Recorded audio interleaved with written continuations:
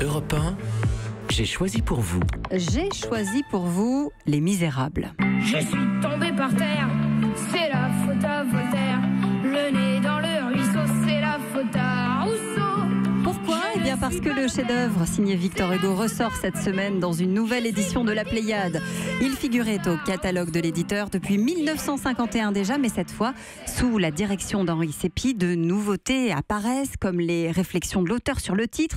Hugo aurait hésité avec les misères. Étonnant, d'autant plus quand on sait qu'en Iran, par exemple, il y a un vrai débat autour de la traduction en perse du titre. Chacun dit la sienne, explique d'ailleurs le biographe de référence d'Hugo, Jean-Marc Ovas, que l'Express a interrogé. Mais il n'y a pas que sur le titre que l'auteur aurait hésité, aussi sur le nom des personnages, à commencer par Jean Valjean. Je m'appelle Jean Valjean et j'arrive des galères.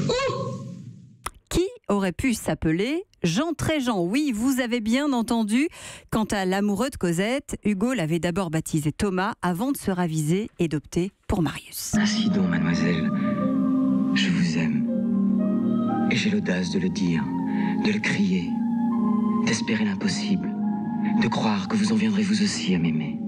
Au fil des pages de la nouvelle édition, ce sont donc les scènes qui varient. On découvre les hésitations de l'une de nos plus célèbres plumes sur les directions à donner à ces personnages. Et puis, il y a les dessins, les portraits au crayon noir que faisait Hugo pour donner vie à ces personnages.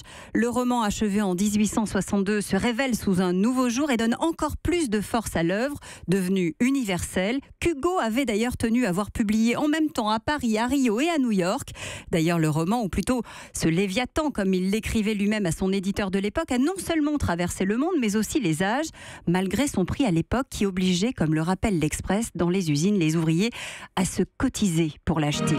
Aujourd'hui encore, toute la puissance d'Hugo vit dans Les Misérables, en papier mais pas que.